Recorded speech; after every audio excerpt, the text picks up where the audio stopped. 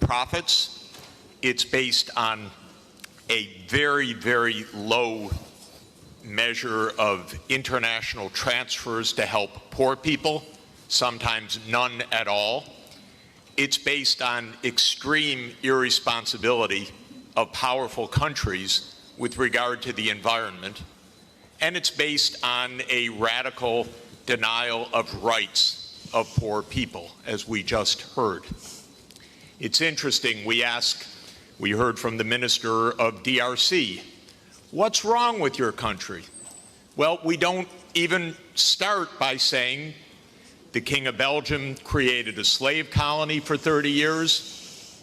The government of Belgium ran the slave colony for another 40 years. The CIA assassinated your first popular leader, Mr. Lumumba, and then installed another dictatorship for the next 30 years. And then Glencore and others now suck out your cobalt without giving you tax income. We don't reflect on that. We say, what's wrong with you? Why don't you govern properly? And so we have a system, but we need a different system. We cannot turn this over to the private sector. We already did about 100 years ago.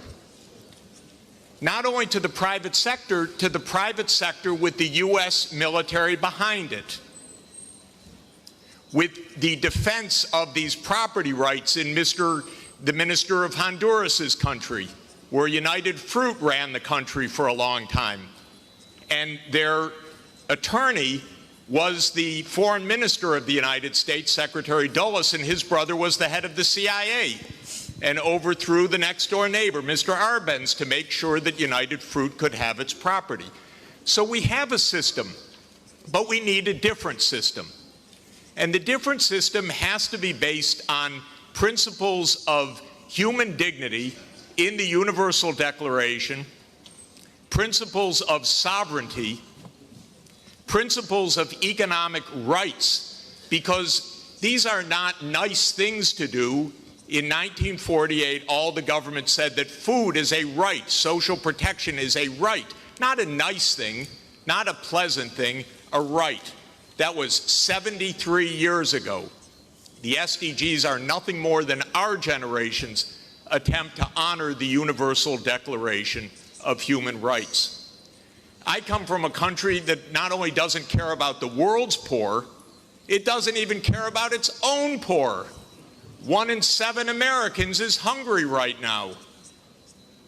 And they don't care. I mean, the poor people care, but one political party, all it cares about is cutting taxes for the rich and filibustering any solution. So we're in a world that's really tough. The private sector's not going to solve this problem. I'm sorry to say to all of the private sector leaders, behave, pay your taxes, follow the rules. That's what you should do.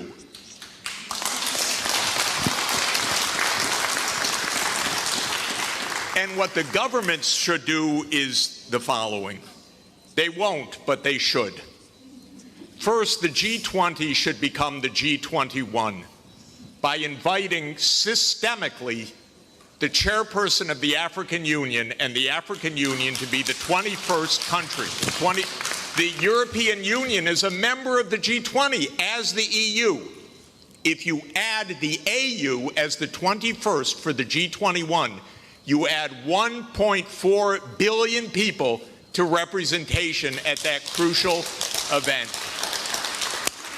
That will change decisively the discussion, because 1.4 billion people are not at the table for finance right now, and they need to be. So my first recommendation is the G21.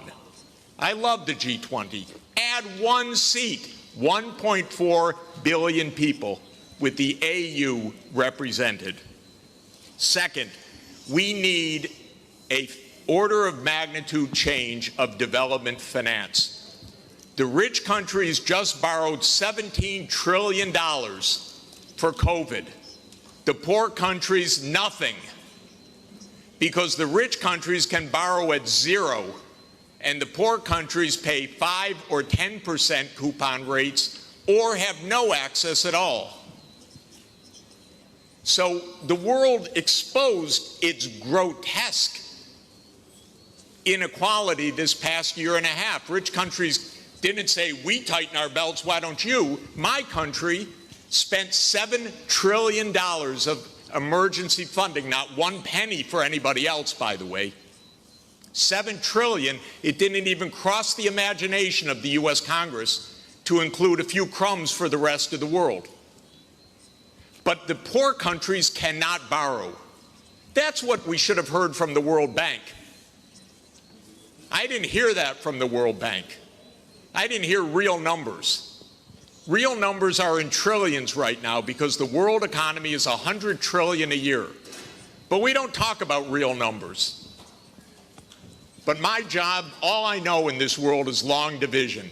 Divide by 100 trillion and then see whether you're talking about something real or not.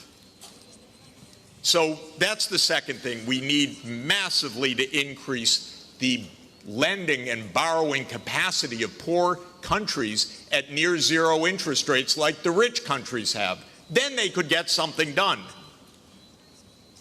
By the way, for COVID vaccines, what we really need is for the United States to sit down with China, with Russia, with the European Union and the UK one day around the table and allocate these vaccines rather than hoarding them. That's all it would take. And then we're going to have national pathways. This is a wonderful idea, but they're going to need financing. And so everything that I've been saying, I know the numbers. That's all I do for 40 years is add up what's missing. You want electricity? It has to be purchased. You want digital access? It has to be purchased. You want safe water irrigation? It has to be purchased. This is what I do for a living, is add up these numbers and then find out that then somebody makes up something and names 1/100th of what's really needed. It's not even hard. By the way, the IMF has done wonderful studies in the last 2 years showing that we have a financing gap of about $400 to $500 billion a year for the basics for the SDGs. They show the gap, but nobody comes up with the number, the solution, which wouldn't be so hard because that's just not a big number. It's 0.5 of 1% of world output. So if we really care, we wouldn't have the G7 saying, we love education, therefore we're going to give $3 billion for education. That's what they said at the summit. But what UNESCO has shown is that you need at least $30 billion a year, minimum. But nobody looks at numbers. They just make up nice check the box. So we need the real numbers of finance to back the national pathways. The final thing is we need the UN as the core and central institution of this world, period. Because this is the only way we're going to have a civilized world is a strong UN. And it cannot be that the whole UN budget is less than my neighborhood's budget in New York. The UN core budget this year is $3 billion.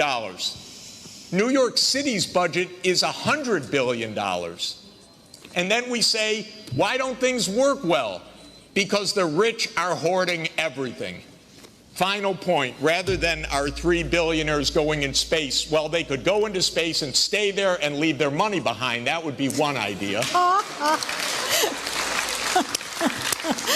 But another idea is we have 2,775 billionaires on the current list.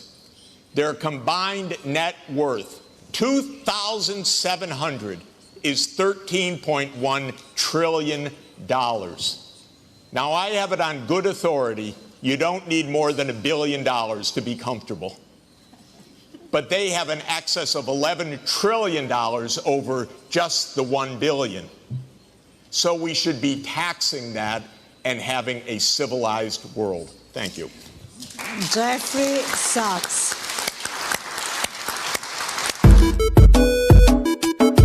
I'm a king, yes, I'm a king, I think I'm a king,